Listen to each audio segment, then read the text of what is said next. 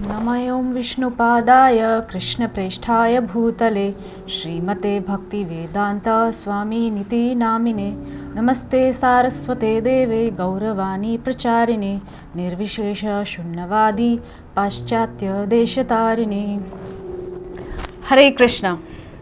स्वागत है आप सभी का हमारे इस्कॉन मायापुर टेलीविज़न में। तो आज हम जिस विषय पर चर्चा करने जा रहे हैं वो है कि भक्ति क्यों की जाए, भगवान की भक्ति आखिर क्यों की जाए। ऐसा क्या है भक्ति मार्ग में जो और सभी मार्ग गौण और भक्ति मार्ग प्रमुख है। तो उसके लिए हमें भगवान के भक्तों के चरित्रों पर नजर डालनी होगी। भगवान के भक्तों में सर्वश्रेष्ठ पांडव, इनके जीवन पे अगर हम दृष्टिपात करते हैं तो देखने को मिलता है कि इतने कष्ट उनके जीवन में आए किंतु फिर भी भगवान का नाम, भगवान का ध्यान, भगवान का स्मरण उनके जीवन से एक पल के लिए भी नहीं गया। ऐसे ही भक्तों के कारण हम गर्व से कह सकते हैं कि भक्ति क्यों न की जाए।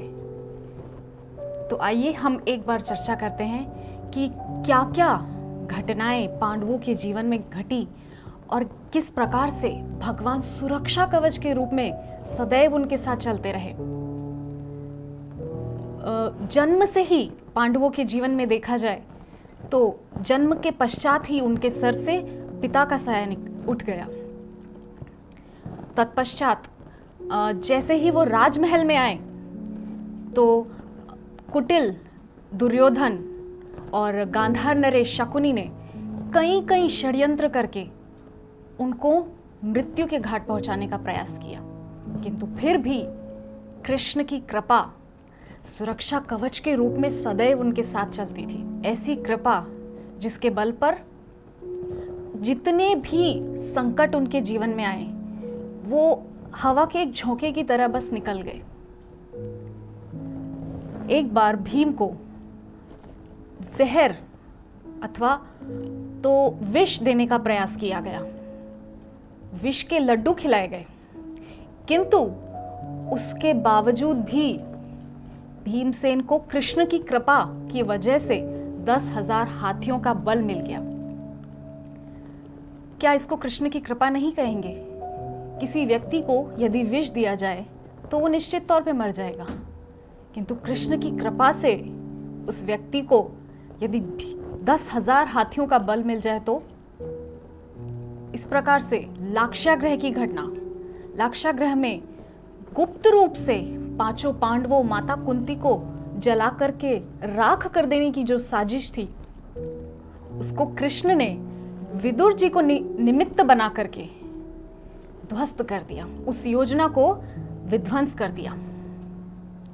तो इस प्रकार से भगवान के भक्तों के जीवन में आने वाले कष्ट भगवान इतनी आसानी से, जैसे कि श्रीमद् भागवतम में एक जगह कहा जाता है वत्स पदम स्मयत प्लवाह, भगवान भक्तों के जीवन के कष्ट को जैसे गांव का बछड़ा होता है ना, गाय माता का बछड़ा होता है, उसके खुर से जो गड्ढा बन जाता है, छोटा सा गड्ढा बनता है, तो उस गड्ढे को पार करने के समान भगवान भक्तों के जीवन के कष्ट को बना देते हैं। ऐसे तो कष्ट समुद्र को पार करने के समान होते हैं, किंतु भगवान की भक्ति के कारण वो कष्ट गौ के बछड़े के खुर के गड्ढे के समान बन जाते हैं। तो ये महिमा है भगवान के भक्तों की और भगवान की भक्ति की।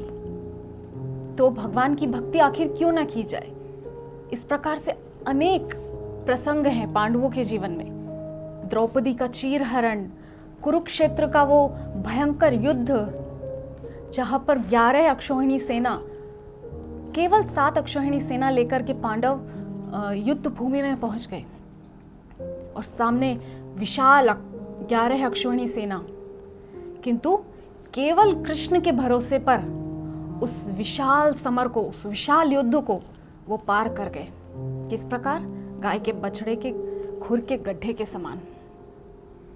किंतु जब कृष्ण अपनी लीला संवरण करके अपने निज धाम में चले गए तो उन सभी पांडवों को एक क्षण के लिए भी इस पृथ्वी लोक पर रहना गंवारा नहीं था। और वही अर्जुन, जिसको अपने गांडीव पर बहुत अभिमान था, वही अर्जुन भीलों के द्वारा ठग लिया गया, भीलों के द्वारा उसका हरण कर लिया गया। जिन पत्नियों को वो, कृष्ण की पत्नियों को द्वारका से लिए आ रहा था, जब द्वारिका समुद्र में डूबने वाली थी, तब कृष्ण की पत्नियों को लेकर जब वो वृंदावन की ओर जा रहा था, तो भीलों के द्वारा लूट लिया गया। तो वही अर्जुन था। किसी कवि ने बहुत सुंदर बात कही है कि समय समय बलवान, नहीं मनुष्य बलवान। काबे अर्जुन लूटियो, वही धनुष वही बाण। अर्जुन वही था, उसका धनुष और बाण भी वही थे, किंतु भगवान की शक्ति अब उसके साथ नहीं थी। तो ये है भगवान की भक्ति का प्रताप। और भगवान सुरक्षा कवच के रूप में किस प्रकार सदा हमारे साथ रहते हैं, ये हम भगवान के भक्तों के चरित्र से आसानी से समझ सकते हैं। तो अब आप लोग आसानी से समझ जाएंगे कि भगवान की भक्ति आखिर क्यों की जाए।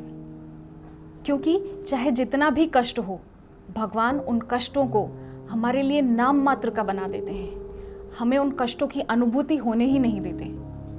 इसीलिए भगवान की भक्ति में हमेशा हमें जुटे रहना चाहिए, हमें निरंतर प्रयास करना चाहिए कि जितना ज्यादा हो सके हम हरि नाम करें, श्रीमद् भागवतम का आश्रय लें, गुरु चरणाश्रय लें। इसी के माध्यम से हम कृष्ण भक्ति में निरंतर उन्नति कर पाएंगे। तो आज का जो हमारा सत्र है, इसे हम यहीं विश्राम देते हैं। हरे कृष्णा।